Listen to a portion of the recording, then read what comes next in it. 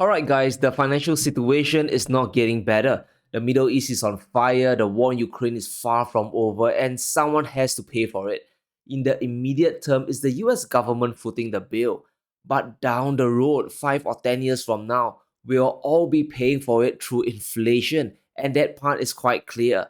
But in the short term, we are now heading into a debt spiral where the world is losing faith in the US. Investors all over the world are either getting rid of US debt or they are demanding a higher yield to hold on to treasuries. And here are two headlines that I want to share with you all. It tells you how things are unsustainable, and even mainstream media knows something is horribly wrong. The US deficit is now pegged at $1.7 trillion. It has effectively doubled in 2023. So the government is spending more than what they bring in, which is nothing new. But because interest rates have risen, this is now having a material effect on the US economy. US payments on debt spikes to 659 billion, nearly doubling in 2 years. The interest payments are at a record high. This is well over 35% of government tax receipts. If you earn $100, 35 is used to keep the loan sharks at bay, right? But you still keep borrowing more, so the interest also keeps growing. It is not sustainable and you default sooner or later. And this is something that Congress still doesn't understand. It's a deadly loop where the more you borrow, the higher interest rates go up. People don't believe you can pay back the money without printing it, so interest rates go up even further. Secondly, you pump more money into the system. It just feeds further into the inflation fires, especially if it's war funding. By now, we kind of know Biden's asking Congress for 105 or 106 billion for Israel, Ukraine, and even Taiwan. And out of this number, $75 billion will be used to support Ukraine and Israel directly. And that's the bulk of this supplemental funding, right? And it's going to be borrowed at 5 to 6% interest rates easily. In a letter to the House, Biden's budget office just revealed the truth of where the money is going. This supplemental request invests over $50 billion in the American defense industrial base. In other words, the MIC, the military industrial complex. The funding will expand production lines, strengthen the American economy, keep us safe, and create new American jobs. So nearly half of the money is flowing into defense. And this is the problem that I have, right? Military spending is not the real economy. Buying missiles and producing ammunition does not increase the production of stuff people really need. You are channeling money from one side of the economy to buy up commodities that shrink supply even further. So inflation is going to stay hotter for longer. And here's the issue with endless deficit spending. It's something that the Federal Reserve has refused to face, but they have no choice left. Either they get Joe Biden to stop spending or they keep interest rates higher for longer. In a story from Bloomberg, Larry Summers, the former Treasury head, says the Federal Reserve will have to engage on the growing US debt pile. Deficits raise the neutral rate, which means the Fed has to hike. Now, the neutral rate basically means the rate of interest where the economy is still functioning with low unemployment. Is the interest rate where the economy is growing healthy. But the health of the economy can be boosted through government spending. It's artificial, but it looks good on the numbers. And this is why the economy is a clown show today. In 2022, 37% of GDP came from US government spending. And that's why we haven't crashed into a recession just yet. We are on artificial life support. But this is now an addiction that America can't shake without triggering an economic crisis, a financial collapse. According to the Congressional Budget Office, this nightmare isn't going to stop. The borrowing and deficit spending is just getting started. Just look at the projections. The budget deficits are going to be at least 5% of GDP every single year, well into 2023, and it's getting progressively worse. So the national debt is going to pile up even faster than ever in the entire history of the United States. Even Fed Governor Waller admits that this isn't a sustainable policy going forward. How can it be? Because it isn't. This is clown economics, thinking that the US government can pay back their debt without activating the money printers at some point. Deficit spending raises the neutral rate, and this means that the good old days of 0% rates are long gone.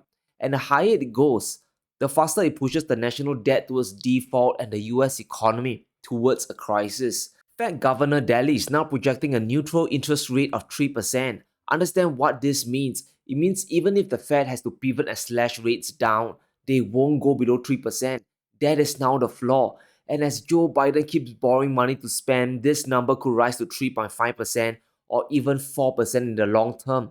And if that number rises, the actual Fed funds has to go much higher than 5.5% today to keep inflation down.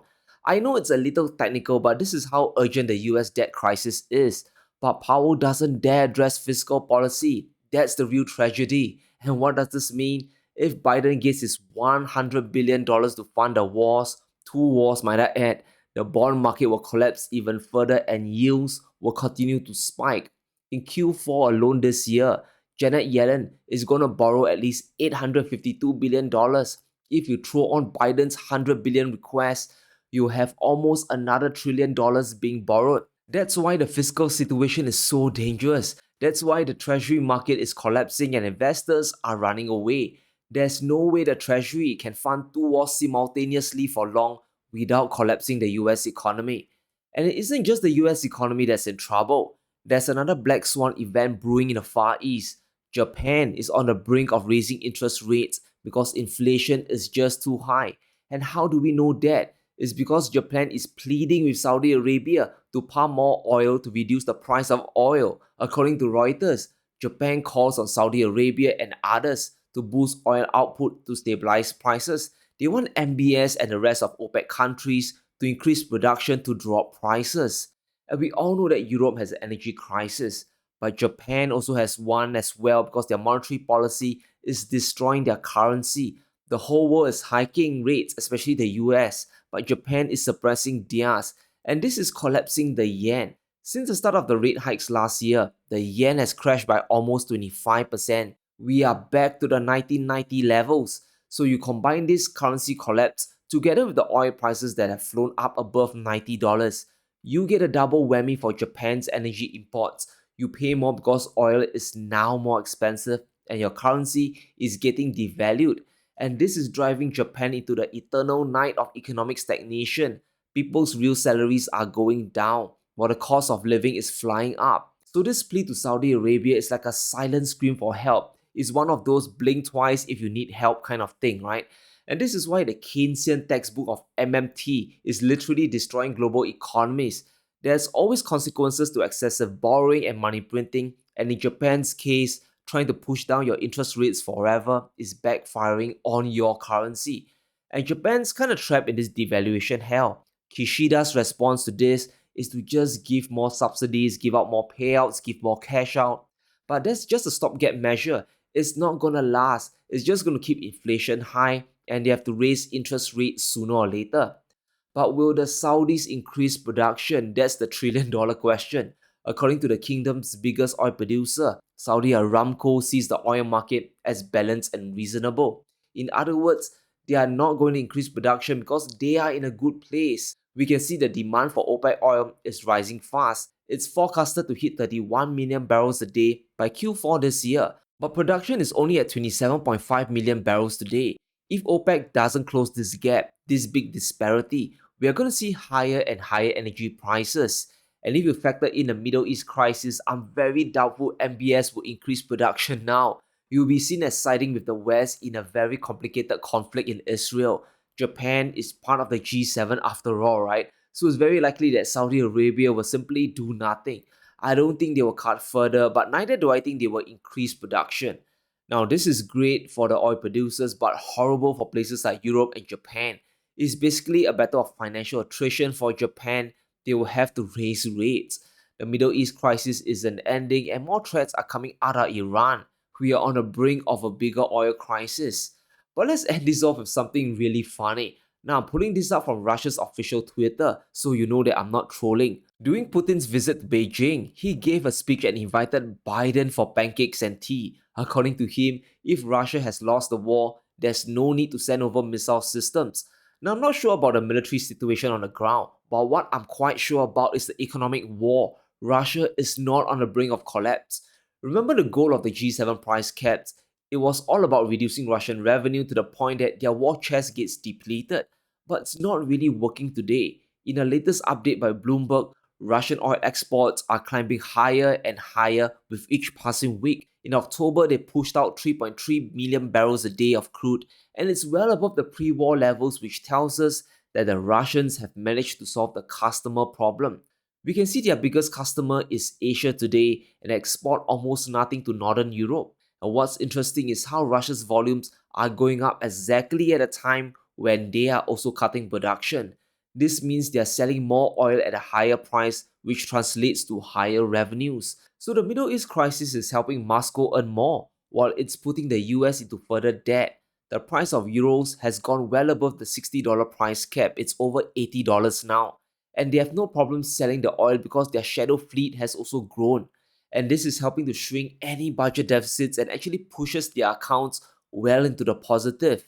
Listen to this. Russia's current account surplus jumps, boosted by energy sales. The surplus has widened to $16.6 billion in Q3, beating all forecasts. So more money is coming to Russia than what's going out, right? They're exporting enough oil to cover all their imports, and they actually have excess money to save and invest. And this is money they can use to buy gold, invest in China's BRI, and keep the fight going. And this is the problem with economic sanctions, right? Unless the whole world, the entire globe jumps on board, it's not going to work.